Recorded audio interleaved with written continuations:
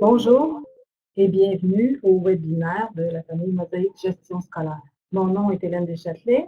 Je suis une des membres de la direction des services et produits scolaires en technologie de l'éducation. Pour le webinaire d'aujourd'hui, c'est ma collègue Viviane qui animera la présentation. Je serai à ses côtés pour la partie clavardage et encore vos questions de la fin de la présentation. Donc, je vais passer la parole tout de suite à toi, Viviane. Alors, bonjour.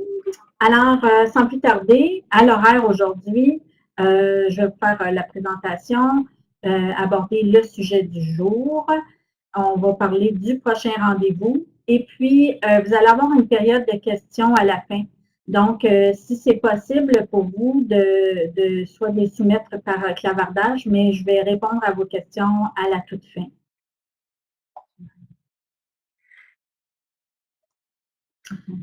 Alors, je me présente. Je suis Viviane Brisebois, pour ceux qui ne me connaissent pas. Je suis analyste, formatrice et j'effectue le soutien des personnes qui font le soutien des utilisateurs. Je suis à la GRIX depuis 2005 et puis je fais partie de la famille de la gestion scolaire depuis 2008.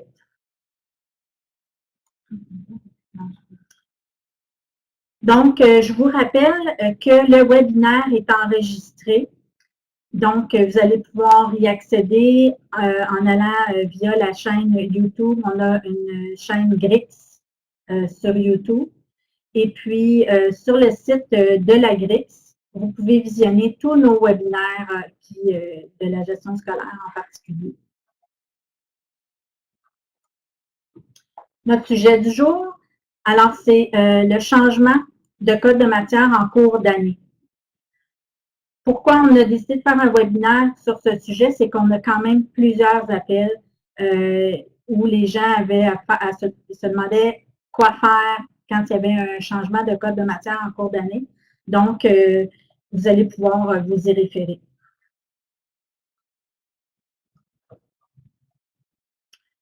Je vous mets en contexte. Donc, je vais vous présenter la mise en contexte. On a deux solutions pour vous. Donc, je vais vous présenter, excusez, la méthode simple et puis la méthode qui est un petit peu plus complexe. Et puis, vous expliquer les impacts à choisir la méthode simple et l'impact à choisir la méthode complexe. La mise en contexte, c'est suite à une info-sanction. Donc, le ministère de l'Éducation vous envoie une info-sanction proposant, il ne propose pas en fait, il nous avise qu'il y aura un changement de code de matière et l'année scolaire est déjà entamée.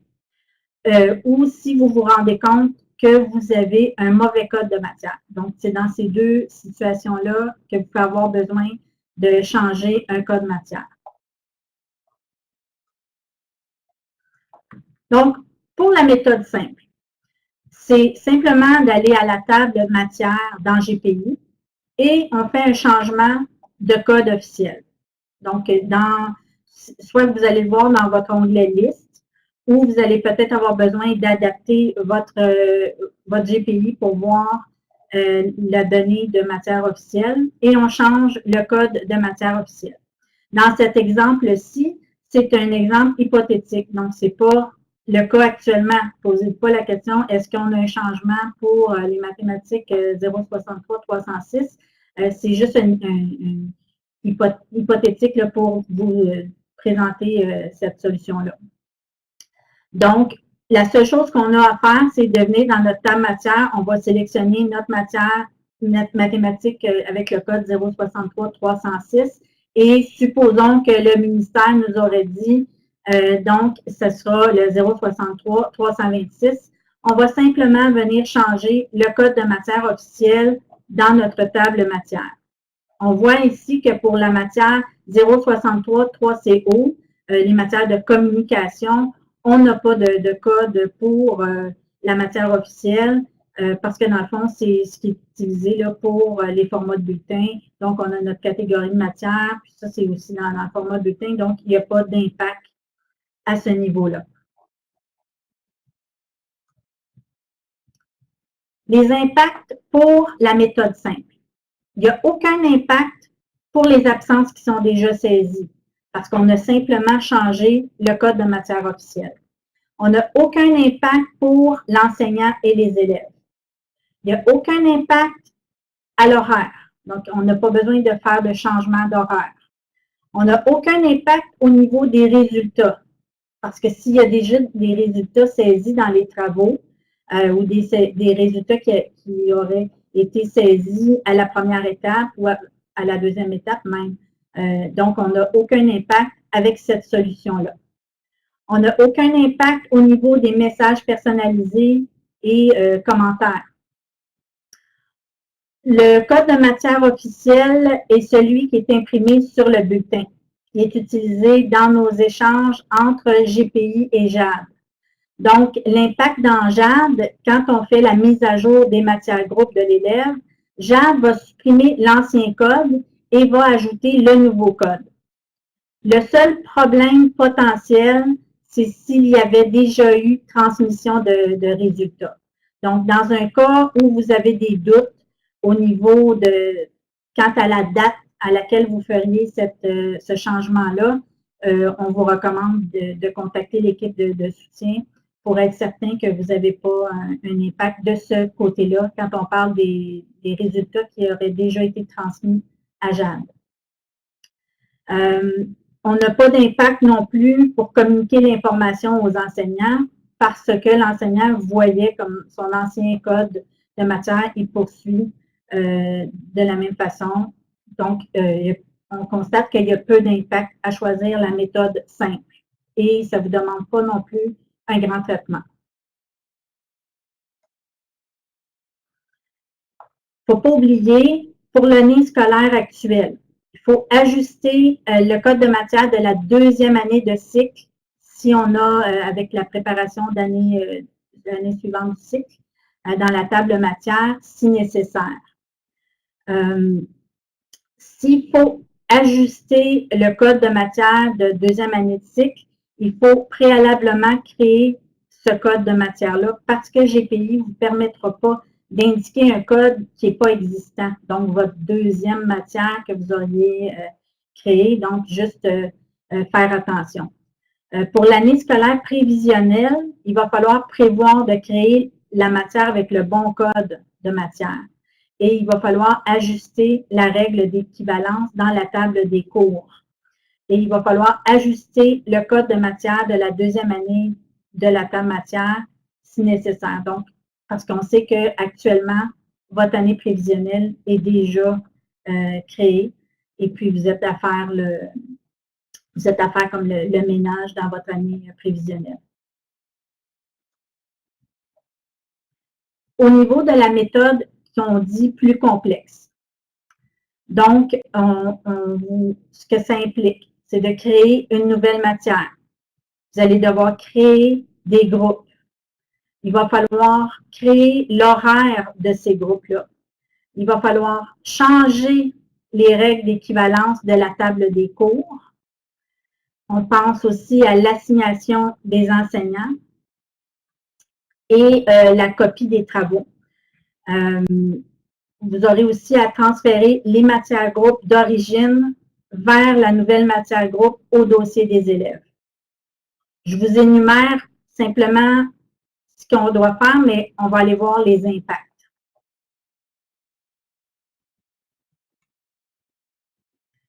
Les absences qui auraient déjà été saisies vont devoir être saisies à nouveau dans la nouvelle matière.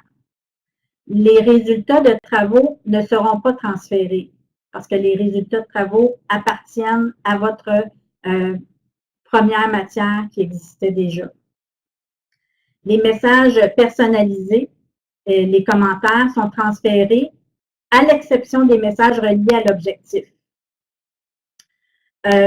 Attention, parce que les messages personnalisés saisis à l'objectif de la matière, ils ne seront pas conservés quand vous allez changer de matière et les messages qui auraient été saisis dans la première matière vont être irrécupérables.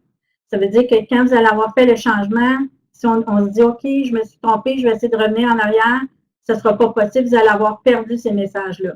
Donc, c'est pourquoi on vous recommande de faire attention.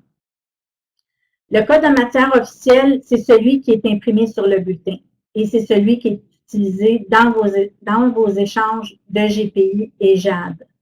Donc, c'est sûr que si vous optez pour cette solution-là, nous vous recommandons de faire attention et puis, dans le doute, contacter l'équipe de soutien. Il ne faut pas oublier, dans l'année scolaire actuelle, vous allez devoir ajuster le code de matière de la deuxième année de cycle de la table matière, si nécessaire. Et pour l'année prévisionnelle, il ne faudra pas oublier de créer la matière avec le bon code, parce que même si vous le créez à ce moment-ci, si votre année prévisionnelle existe déjà dans GPI et que vous avez reporté vos tables, ça veut dire que votre table de matière a été reportée sans la nouvelle matière. Donc, il faut vous assurer de créer le bon code de la nouvelle matière. Vous allez devoir vous assurer aussi d'ajuster la table de vos équivalences à la table des cours et vous allez ajuster le code de matière de la deuxième année de la table matière aussi, si nécessaire.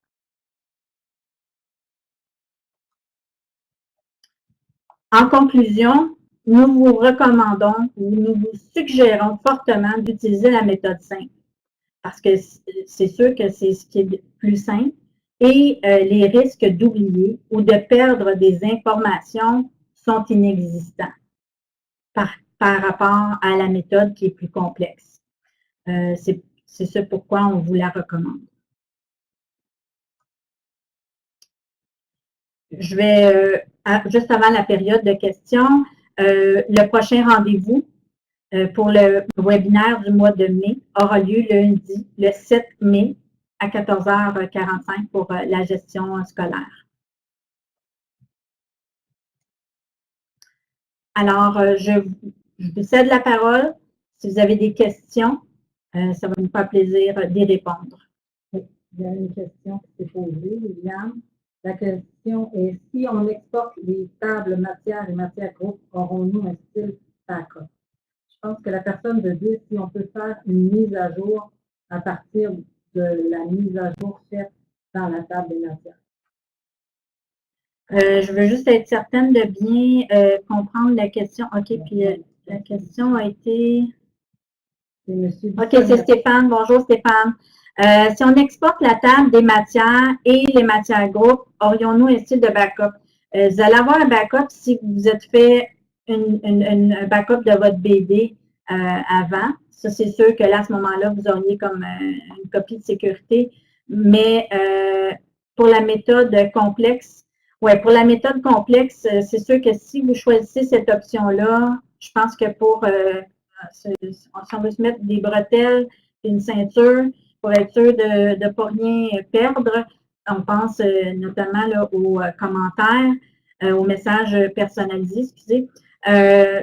Peut-être, oui, fort probablement vous faire un backup de votre banque de données pour être certain de ne pas perdre d'informations. J'espère, Stéphane, c'est bon. Bon. Est-ce que vous avez d'autres questions? Ne vous gênez pas. En résumé. Gênez-vous pas à appeler l'équipe de soutien. Gênez-vous pas à nous contacter si vous avez des questions ou si vous avez des doutes. Gênez-vous surtout pas. Surtout si vous avez des questions avant de... Oui, oui. Hélène fait une très bonne observation. Dans le doute, contactez l'équipe de soutien avant de procéder. Parce que des fois, on a des appels où les gens ont tenté de faire des changements et puis ils contactent l'équipe de soutien, mais après avoir fait les modifications. Donc, moi, je vous dirais, là, si vous n'êtes pas certain, si vous voulez utiliser la méthode complexe, contactez-nous pour éviter là, des désagréments parce que si on parle de plusieurs centaines de messages personnalisés, vous n'aimerez pas ça du tout.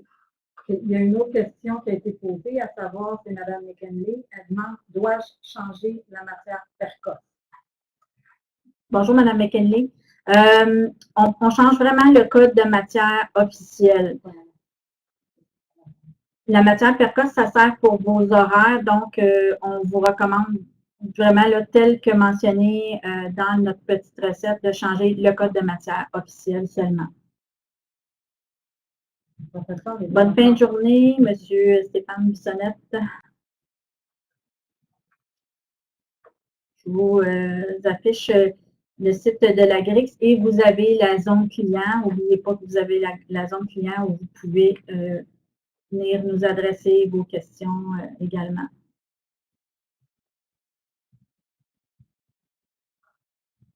Ça semble bien. Il y a quelqu'un qui dit merci, très bien expliqué. Ça me fait plaisir. C'est toujours notre défi d'être assez clair. Donc, on est plusieurs personnes à se relire. Si ça peut vous être utile, parce qu'on a eu plusieurs appels à ce sujet-là. Donc, on va essayer de prévenir des désagréments de votre côté. Je demeure en place. Si vous avez d'autres questions, vous pouvez utiliser le clavardage. Je vais demeurer sur place. Et puis, je vous souhaite une bonne fin d'après-midi. Et puis, prochain rendez-vous le 7 mai. Merci. Merci beaucoup. Au revoir.